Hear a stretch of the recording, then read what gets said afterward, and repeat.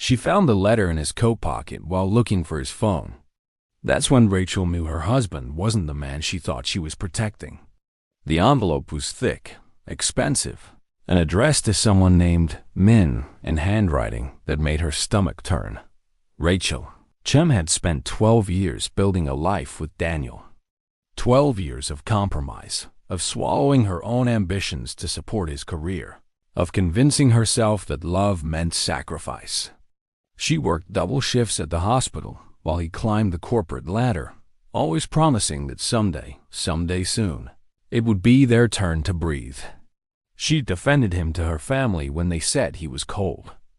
She'd excused his late nights, his distraction, his growing distance. But this letter, this single piece of cream-colored paper, was about to unravel every lie she'd ever told herself. Her hands trembled as she unfolded it.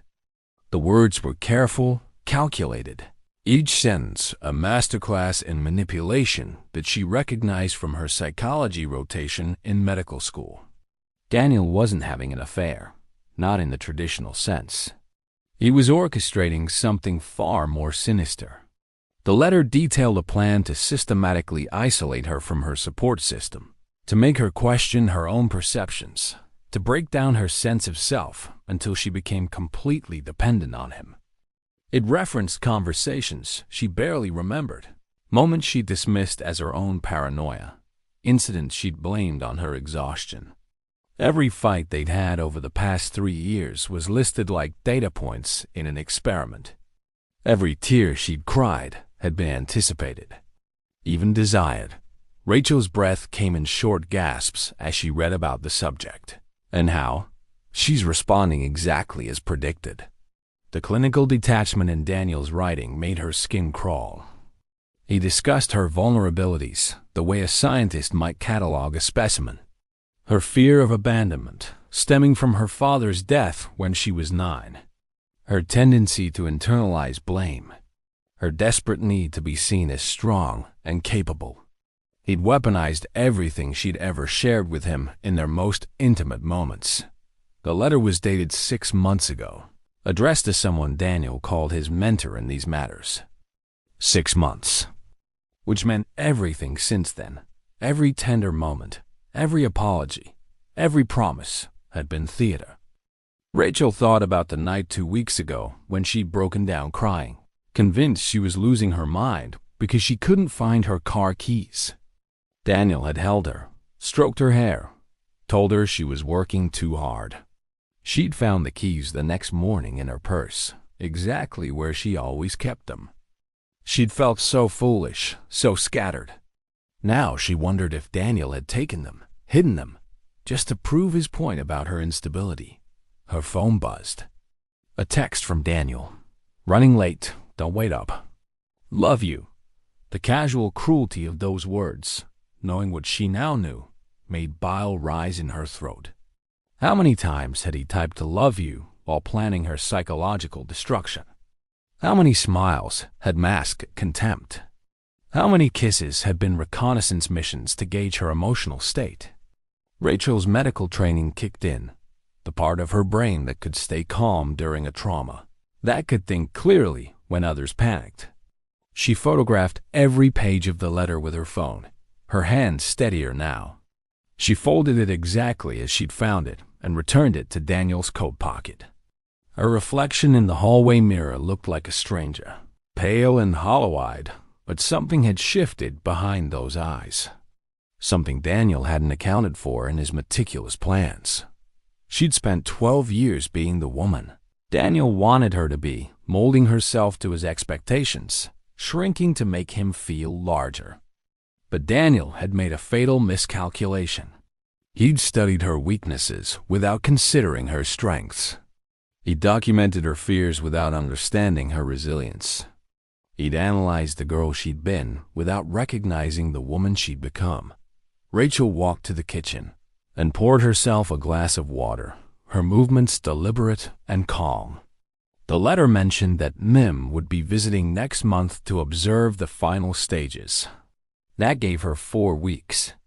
4 weeks to understand exactly what she was dealing with.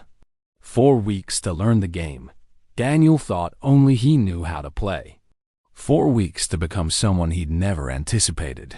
She pulled out her laptop and began to research. Machiavellian personality traits, psychological manipulation tactics, covert abuse patterns.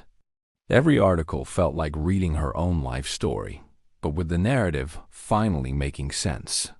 She'd been living in a fog of manufactured confusion, and now the fog was lifting. Daniel had spent years studying how to break her down. Now it was her turn to study him. The front door lock clicked at 11:15. Rachel closed her laptop and arranged herself on the couch, a medical journal in her lap, the picture of a tired wife waiting for her husband. Daniel's smile when he saw her was warm, affectionate, perfect. She smiled back, and for the first time in their marriage, she was the one wearing a mask. The game had changed. Daniel just didn't know it yet. The next morning, Rachel went to work as if nothing had changed, but everything had changed. She moved through her hospital rounds with a new clarity, seeing patterns she'd missed before. The way her colleague Dr. Martinez subtly undermined the new resident. How the charge nurse used guilt to manipulate scheduling. The world was full of people playing power games, and she'd been blind to all of it. Too focused on being good, on being liked, on being enough. During her lunch break, she didn't go to the cafeteria like usual. Instead, she found herself in the hospital's psychiatric wing, talking to Dr. Eleanor Vance, a forensic psychologist who consulted on several of Rachel's cases. Eleanor was brilliant, sharp-edged, and had always seemed to see through people in a way that made Rachel uncomfortable. Now that discomfort felt like exactly what she needed. "I need to understand something," Rachel said, closing the office door behind her. Hypothetically, if someone were being systematically manipulated by a person they trusted, someone using Machiavellian tactics, what would be the best response? She kept her voice steady, professional, as if discussing a patient case rather than her own life. Eleanor leaned back in her chair, her dark eyes assessing. "Are we talking about a patient, Rachel, or are we talking about you?" The directness should have startled her, but Rachel felt only relief. She was tired of pretending. "Does it matter?" Rachel asked. "Yes," Eleanor said, "because the advice I give is different. For a patient, I'd recommend immediate separation and therapy. For you, I suspect you're not here for the conventional wisdom." She paused, studying Rachel's face. "You're here because you want to understand the game well enough to win it." Rachel felt seen in a way that should have been terrifying, but instead felt validating. "Is that wrong?" Eleanor smiled, but it wasn't a warm smile. "Wrong is a moral judgment. I deal in psychology, not morality. What I can tell you is that fighting a Machiavellian on their own terms rarely works for empathetic people. They've spent years honing these skills. You're naturally disadvantaged by your conscience." She pulled a book from her shelf, a worn copy of The 48 Laws of Power. But understanding the rules they're playing by? That's not becoming them. That's survival. They talked for 2 hours.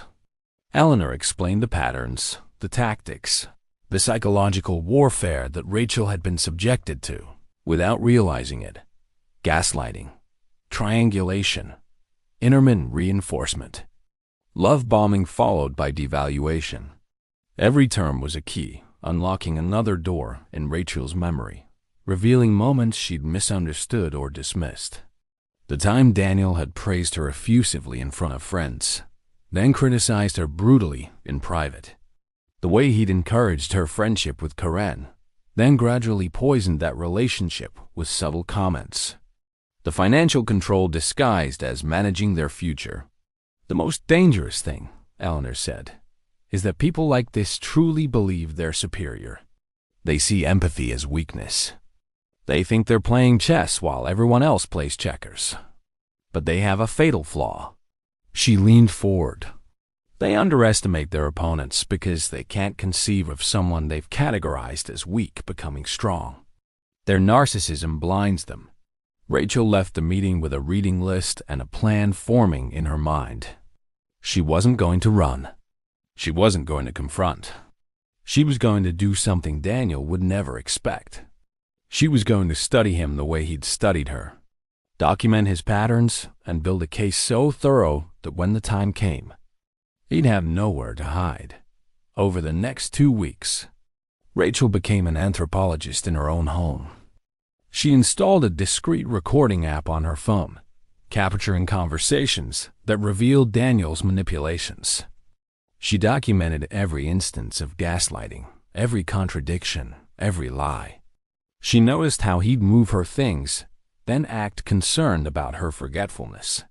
How he'd make plans without consulting her, then accuse her of being controlling when she expressed frustration.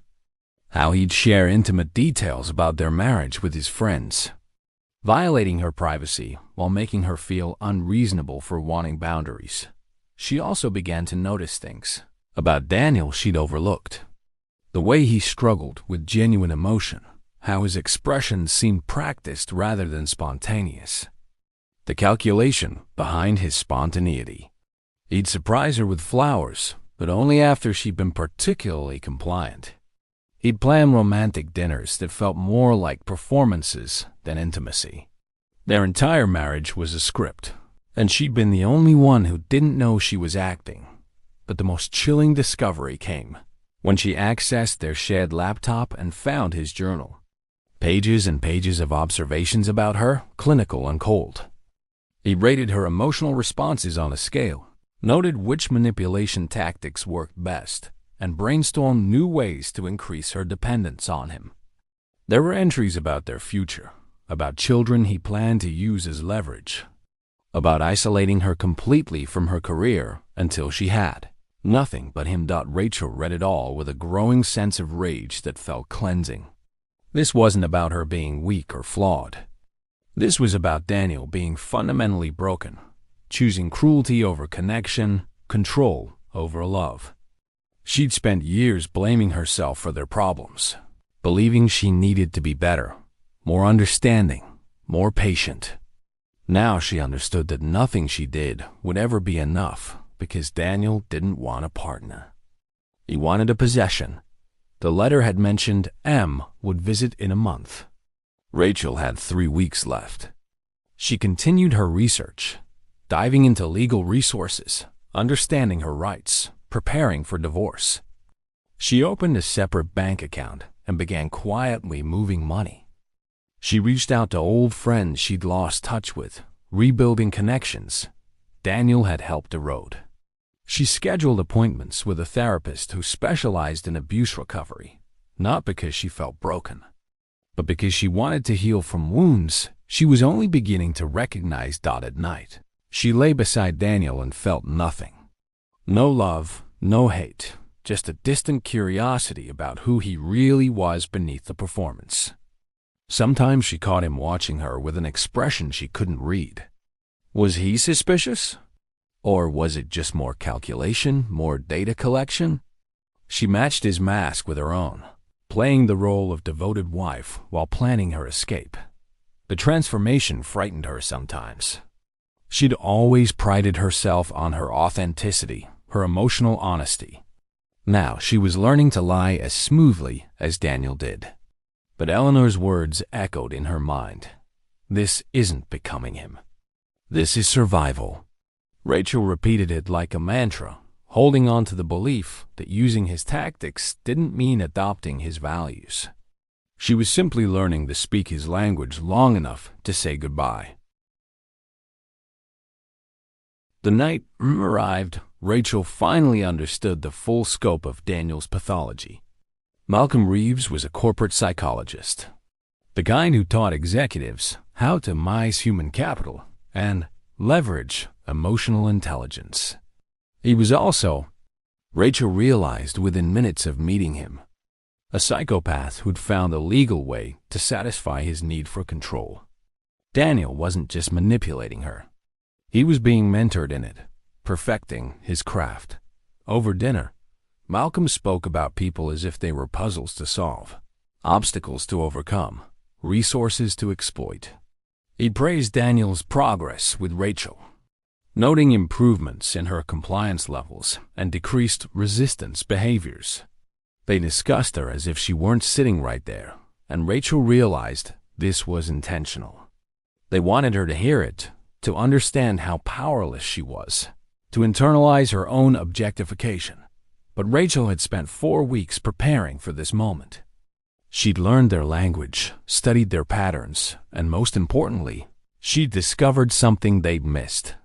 In their arrogance, they'd left evidence everywhere. Daniel's journal, carelessly password protected with her birthday because he never imagined she'd look. The emails with Malcolm discussing their project.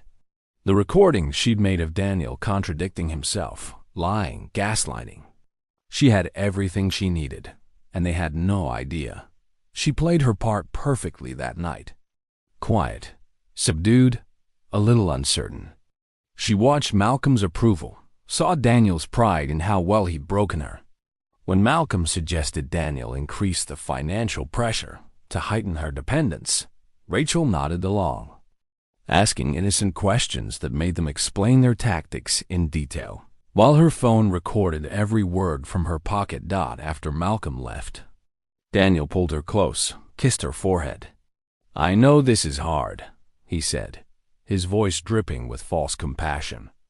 "But everything I do is for us, for our future. You trust me, don't you?" It was a test, one of many he'd given her over the years. Before, she would have reassured him, swallowed her doubts, chosen peace over truth.